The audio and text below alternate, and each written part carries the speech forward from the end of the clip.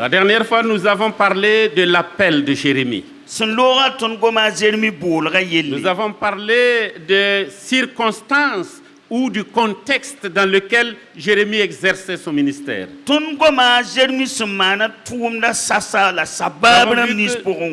Dieu a appelé Jérémie quand il était encore très jeune pour qu'il aille, qu'il parle aux enfants de Juda, qu'il plante et qu'il arrache, qu'il détruise et qu'il bâtisse. Parce que Juda avait abandonné l'Éternel, avait brisé l'alliance que Dieu avait établie avec son peuple.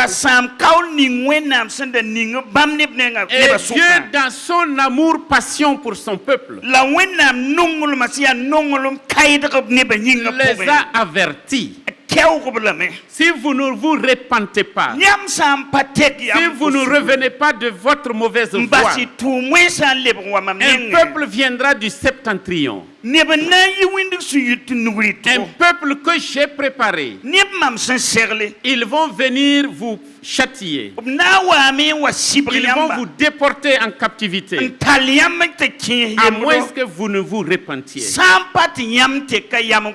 Jérémie était un enfant. Il a même dit à Dieu qu'il était un enfant et que pour cela, il ne pouvait pas parler. Et Dieu lui a assuré, moi je te connaissais même avant que tu ne naisses. Je t'ai préparé pour cette mission. Ne tremble pas devant eux, de peur que je ne te fasse trembler. Ils te combattront, mais nous ne pourrons pas triompher de toi. Je rendrai ton front dur comme le diamant. Tu vas agir à mon nom. Et aujourd'hui, nous voulons parler du chapitre 2. Le chapitre 2 du livre du prophète Jérémie. Et j'intitule ce message: Pourquoi abandonnez-vous l'Éternel? Pourquoi abandonnez-vous le Dieu qui vous a tant aimé? Quelles sont les raisons qui vous ont poussé à refroidir dans votre foi? Il y en a qui ont abandonné la foi de manière visible. On ne les voit plus à l'église. On ne les voit plus dans la communion avec les frères. Ils ont abandonné la foi. Ils sont allés vers d'autres divinités. Il y a aussi ceux-là qui ont l'apparence de la foi, mais en réalité ils renient ce qui en fait la force. Ils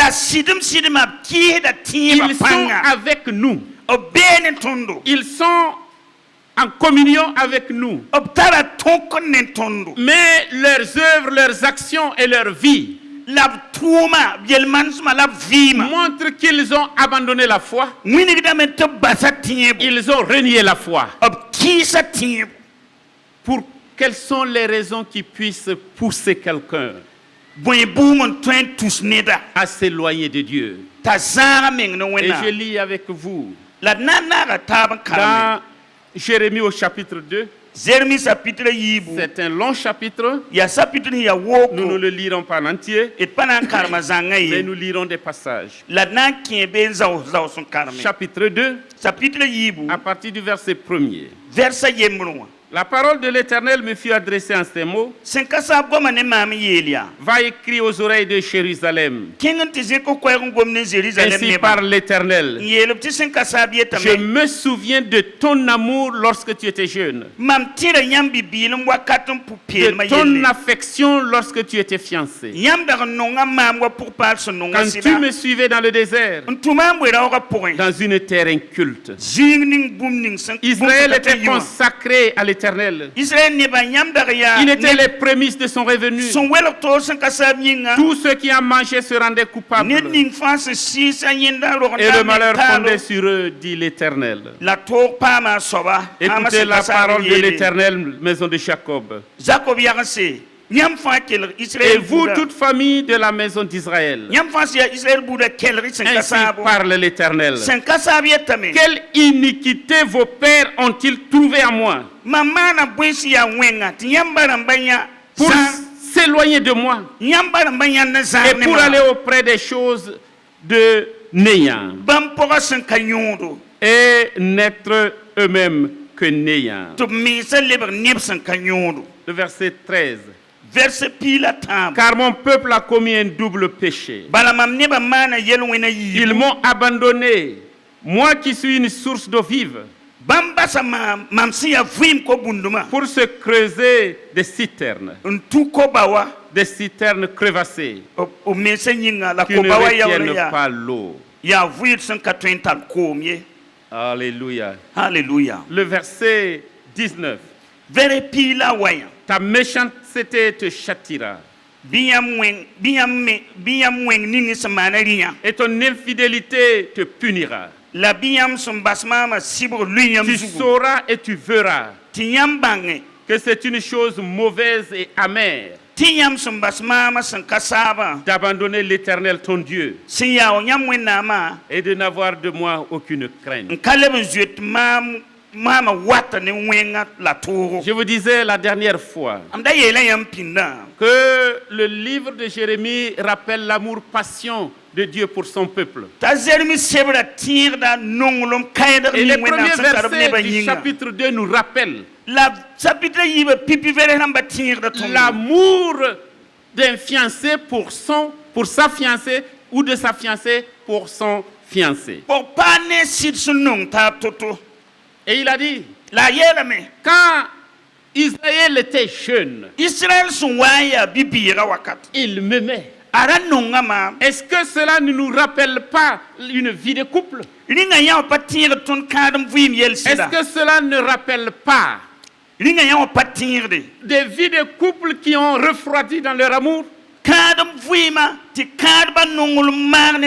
C'est une chose triste que des gens qui se sont engagés à s'aimer toute leur vie, à quelque part,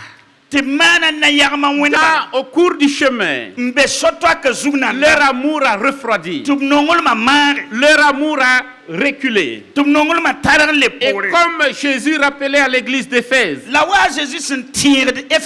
ont perdu, abandonné leur premier amour. Combien de couples vivent dans cette situation? Ils ont juré devant tout le monde, mais en avançant, l'amour a diminué. Et les choses les plus stupides sont arrivées. Des hommes ont préféré regarder ailleurs. Des hommes ont préféré regarder d'autres femmes ou d'autres filles. Étant mariés, même s'ils n'étaient pas mariés, ils avancent ils ont des liaisons avec d'autres femmes. Ils ont des bureaux. Bureau 1, 2, 3. Même plusieurs. Il y en a une femme a conseillé à sa copine. Parce que sa copine est venue la voir. Mon mari me trompe. Son ami lui a dit, c'est pas un problème. Va aussi le tromper. Va le tromper. Est-ce que ça c'est un conseil? Ça c'est un très mauvais conseil. Et des femmes se sont engagées avec d'autres hommes. Personne ne fait cela avec un reste de bon sens. C'est une grande stupidité. C'est une grande folie. de s'engager dans une telle voie de perte et de perdition. Non seulement vous détruisez votre foyer, vous détruirez votre crédibilité dans la société et vous entrez en rébellion contre Dieu. Puisse le Seigneur aider son peuple à ne pas entrer dans une telle stupidité. Personne n'a fait cela avec un reste de bon sens. Combien de foyers ont été brisés? Combien de maisons ont été complètement détruites à cause de l'infidélité, à cause de ce manque d'amour? C'est la grande stupidité. Rien, absolument rien, ne peut justifier une telle infidélité. Quand vous êtes marié, vous êtes marié. Pourquoi regardez-vous en arrière? Pourquoi vous regardez de tous les côtés? Pourquoi vous pensez qu'un autre est meilleur que votre mari? Pourquoi pensez-vous qu'une est meilleure que votre épouse? C'est le diable, c'est la folie. Nous pensons que c'est peut-être les gens du monde qui le font. Malheureusement, des gens qui sont dans l'église ont abandonné la foi. Ils font semblant d'être chrétiens, mais ils ont renié ce qui en fait la force. On les voit partout. Et ils viennent raconter du n'importe quoi. Dieu dit à Jérémie, ce peuple d'Israël, ce peuple de Juda, quand il était jeune, quand il était avec moi dans le désert, dans cette terre inculte, ce peuple-là m'aimait, ce peuple-là m'obéissait. Même si ce peuple était rebelle, il revenait chaque fois. Mais qu'est-ce qui s'est passé? La Bible nous dit, ce peuple-là m'a abandonné. Ils ont abandonné leur premier amour. Ils m'ont été infidèles. Et leur infidélité, c'est quand ils sont allés vers d'autres dieux. Quand le peuple s'est installé dans la terre promise, ils ont regardé ce que le peuple faisait. Les Cananéens, ils étaient des adorateurs d'idoles. Ils avaient le plus grand de leur divinité qui était Baal. Et Baal, on pensait, ils croyaient que Baal était le dieu de la fertilité. C'était la divinité selon eux qui apportait la prospérité. Et le dieu Baal était représenté dans leur temple par des objets sexuels. C'était ce qu'ils adoraient. Ils avaient la divinité Astarté, qui était considérée comme la déesse. La déesse de la fertilité et de la fécondité. Elle était aussi adorée. Il y avait le dieu Moloch dans la vallée de Hinnom, où cette divinité était dressée. Une grosse statue avec un gros ventre creux. Et le fer était chauffé à blanc. Et les Cananéens sacrifiaient leurs propres enfants dans cette idole. Les premiers n'ont été jetés dans cette fournaise ardente. Pour cela, Dieu a dit que ce peuple sera puni. Malheureusement, quand Israël est allé dans la terre promise, ils ont été séduits par ces faux dieux-là. Et ils sacrifiaient leurs enfants. Dieu leur a dit, je ne suis pas d'accord avec une telle infidélité. Quel est le péché qu'on a trouvé en moi? Quelle iniquité avez-vous trouvé en Dieu pour le rejeter?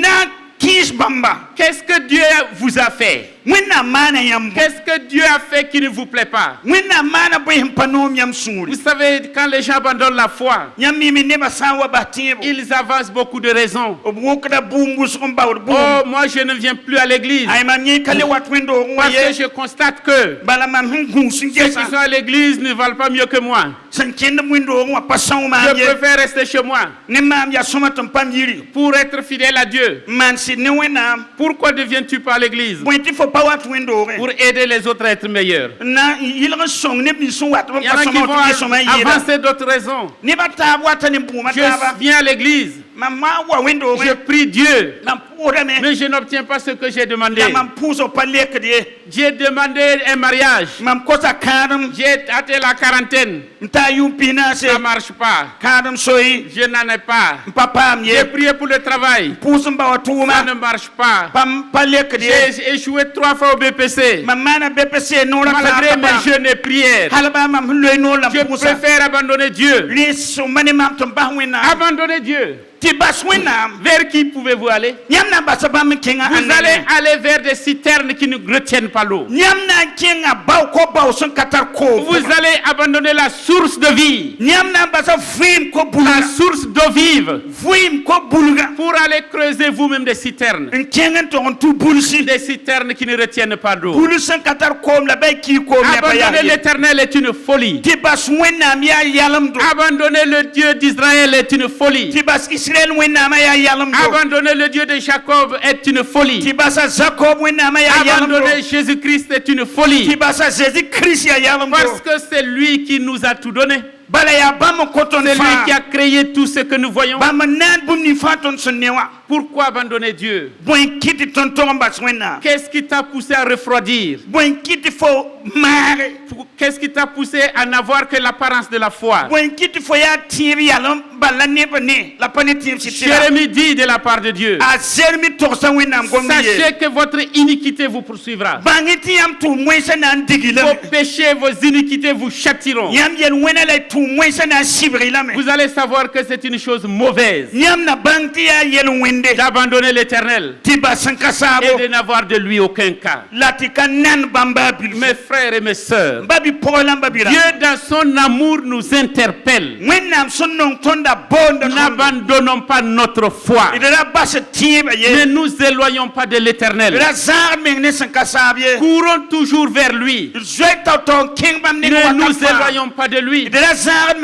C'est lui qui abandonne l'Éternel. Il n'ira que vers des idoles. Des idoles qui ne parlent pas. Des idoles qui ne marchent pas. Des idoles qui sont habitées par des démons. Le prophète Esaïe ainsi que le prophète Jérémie se moquent de tous ceux qui ont abandonné l'Éternel pour aller se prosterner devant l'œuvre de leurs mains.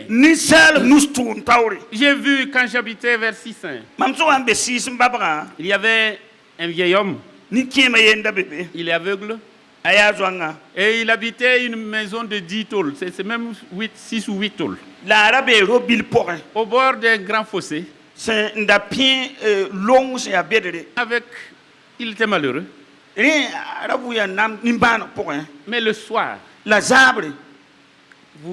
quand vous regardez, vous voyez beaucoup de véhicules alliés garés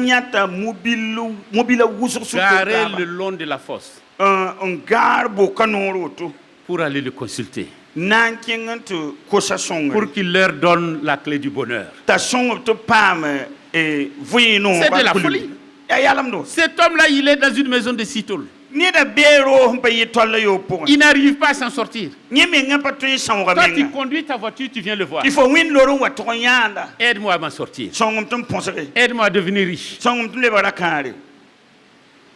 Malheureusement, parmi ceux qui viennent, il y a des gens qui se professent chrétiens.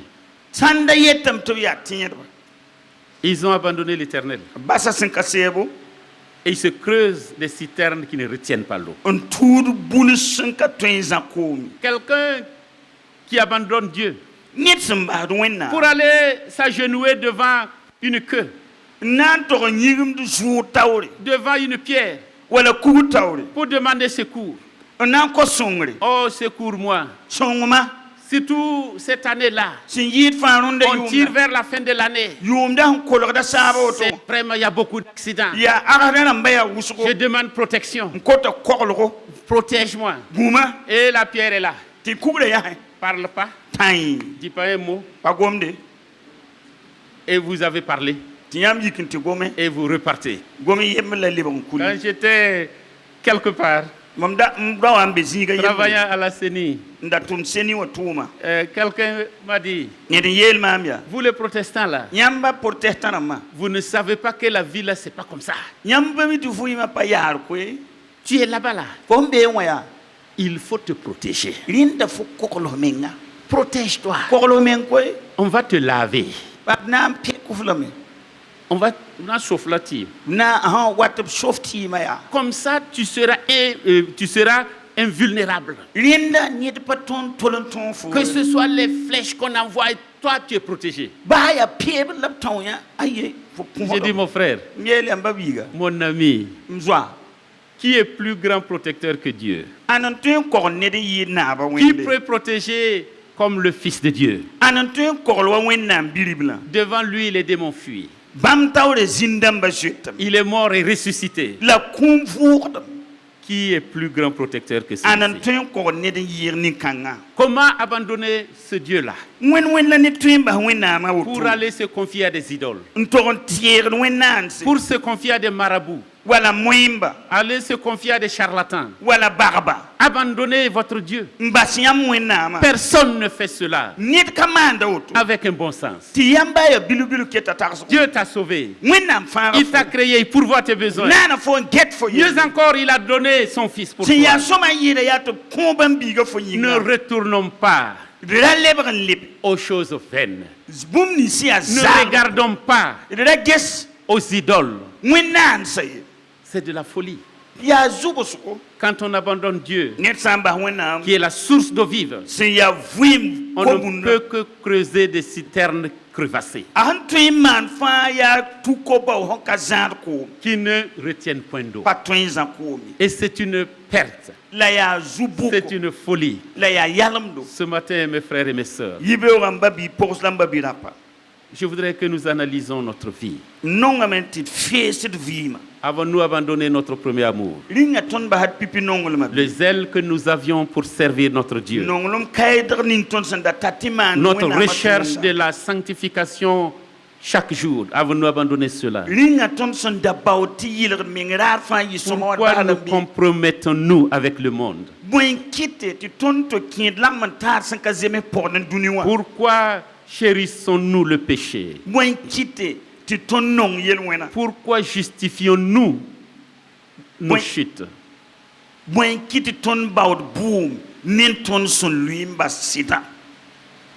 Réveillons-nous. Revenons à notre premier amour. Quand Israël était jeune, quand il était jeune, son amour était un amour fervent. Aujourd'hui encore, comme il a parlé au temps de Jérémie, comme il a parlé à l'église d'Éphèse, il t'appelle. Reviens. Reviens. Reviens. Ne t'éloigne pas. Je veux que tu reviennes. Et si quelqu'un, en écoutant cela, avait déjà abandonné la foi et ne vient plus dans une église et même aller vers d'autres divinités, voici le message de Dieu pour toi. Reviens. Je te tends les bras. Je t'aime d'un amour sincère. Dieu t'aime. Rappelez-vous du prophète Osée.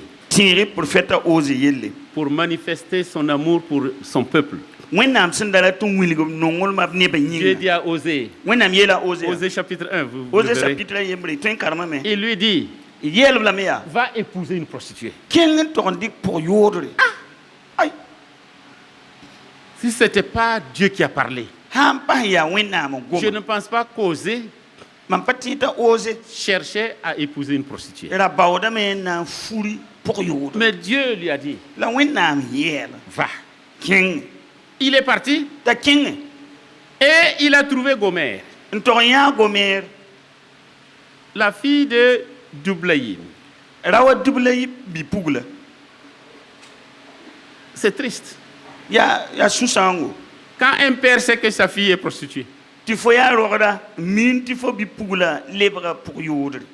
c'est une tristesse. Tu vas avoir des enfants. Il a eu des enfants. Il a dit à la femme, reste avec moi. Ne repars pas dans tes prostitutions. Malheureusement, elle est repartie. Elle est repartie. Va la reprendre. Va la reprendre. Cet amour de Dieu pour son peuple.